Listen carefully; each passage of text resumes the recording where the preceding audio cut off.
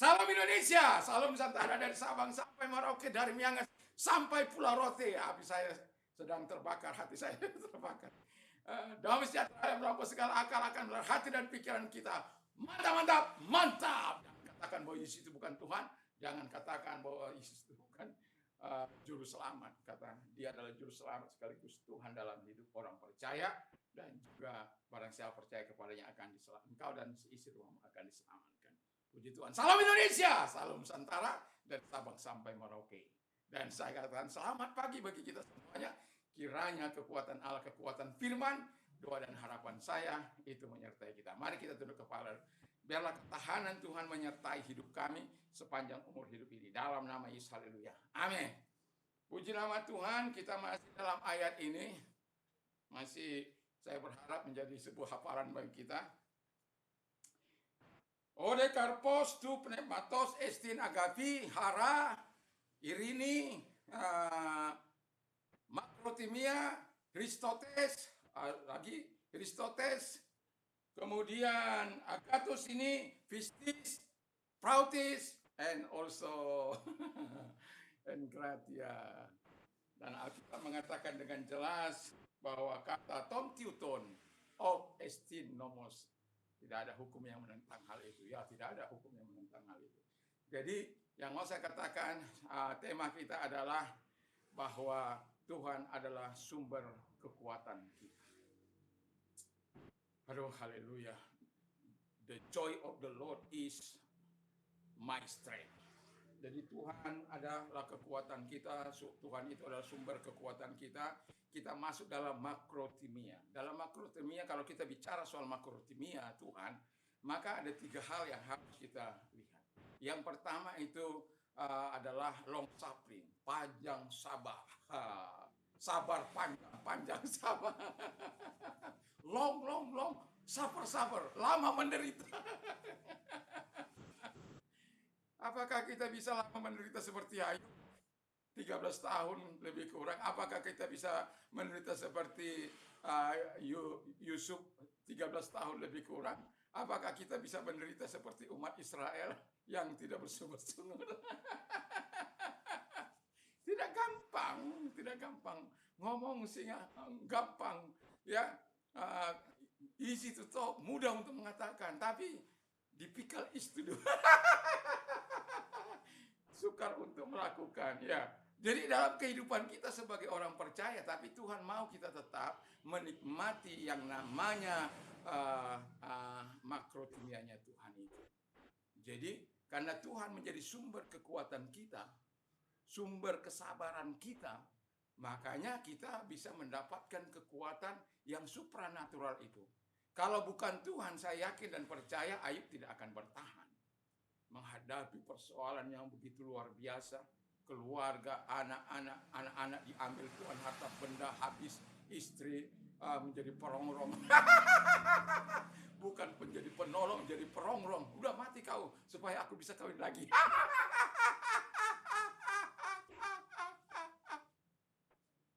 Kalau punya istri yang seperti berat deh. Susah deh. Ya, tetapi kita punya Tuhan yang namanya Tuhan tetap akan memberikan kita panjang sabar dari Dia. Kalau Yesus dengan segala penderitaannya, Dia mampu memikulnya walaupun sempat Dia berkata, kalau boleh cawan ini lalu, biarlah cawan ini lalu. Tapi bukan kehendakmu, biarlah kehendakmu, biarlah telimamu yang jadi. Kalau kita sebagai orang Tuhan, orang percaya Tuhan, kita harus menyerahkan telima kita, kehendak kita kepada Tuhan. Supaya yang jadi adalah telimanya Tuhan, kehendaknya Tuhan, atau telesisnya Tuhan. Jadi kita sebagai orang percaya dalam Kristus, kita tahu persis apa yang akan kita lakukan dalam kehidupan ini. Itu sebabnya saya mau katakan pentingnya kita belajar bahasa Yunani sedikit. Tapi bukan dengan cara ortodok. Jadi itu yang ditulis, itu yang dibaca. Bukan. Bahasa Yunani juga mempunyai IPA, International Association, Phonetic Association, ya. Jadi Kalau saya berkata Irini, re, ne sebenarnya kalau membacanya secara bahasa Indonesia. Tapi kalau bahasa Inggris, bahasa Yunani, itu dibaca epsilon ketemu iota itu menjadi i, jadi epsilon. Eta itu dibaca i. Ya, jadi begitu sebabnya Irini. Nah, itu kalau Irini. Kalau makrotumia ya dari di situ ada upsilon. Upsilon itu dibaca i ya. Jadi dalam Greek modern ya, saya tidak berbicara old ancient modern karena saya ingin bisa juga mengerti bahasa orang Yunani. Kalau saya satu kali bisa ke negara mereka atau ketemu dengan orang Yunani, bisa bersedia kinete.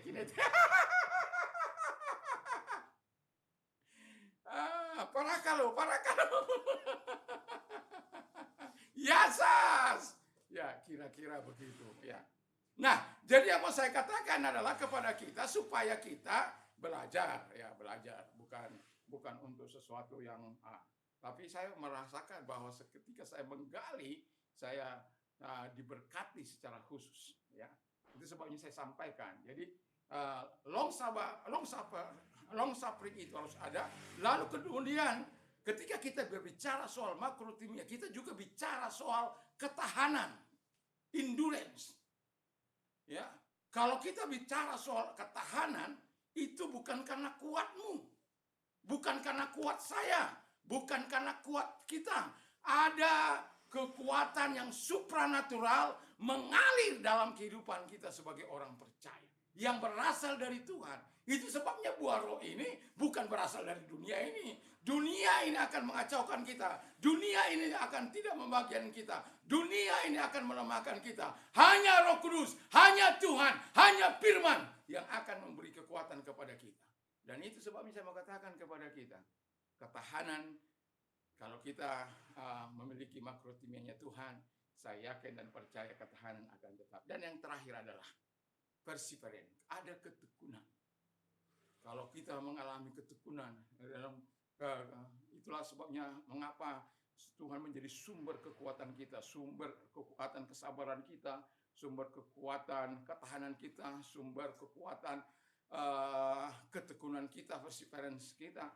Wah, saya tidak bisa bayangkan itu. Itu sebabnya pagi-pagi sekali saya datang pada Tuhan, walaupun kadang-kala karena perlawanan daging, ya kadang-kala ngaku saja jujur. Tapi yang saya bersyukur karena apa? Ada 2 pagi jam 4, ada 2 pagi jam 5, ada 2 pagi jam 6 lewat bersama dengan keluarga. Dan itu kesempatan bagi kita untuk melakukan introspeksi diri kepada Tuhan dan sekaligus meminta pertolongan. Ada 2 malam. Ya, ada memperkatakan firman. Kita lakukan itu firman. Iman timbul dari pendengaran firman Kristus, bukan mendengar koran, bukan membaca koran iman kita. Bukan belajar bahasa Jepang. Bukan belajar bahasa Korea, annyeonghaseyo kita. Bukan. Tapi kekuatan ketika kita mendengarkan firman Allah. Kalau disampaikan dalam bahasa Jepang, bahasa Korea, bahasa Yunani, lebih mantap. Puji nama Tuhan. Jadi dialah sumber kekuatan dari ketekunan kita. Tidak ada yang lain. Kita ini manusia yang berasal dari bukit tanah yang penuh dengan kelemahan. Tapi Tuhan menjadi kita, menjadi giant-giant di hadapan Tuhan. Menjadi giant-giant yang luar biasa. Menjadi agen-agen perubahan di bumi ini untuk kita bisa menjadi berkat bagi banyak bangsa. Menjadi berkat bagi banyak suku. Menjadi berkat bagi tetangga lingkungan kita. Menjadi berkat dimanapun kita ada. Kehadiran kita bukan... Kalau anak-anak saya terlambat ke tempat saya ngeles anak-anak, itu mereka sudah gusar ke sana kemari. Datang apa enggak? Ya kadang-kala sudah telepon, berulang-ulang telepon. Dan saya bersyukur bahwa kok udah terlambat, kenapa Pak Guru terlambat? Kenapa?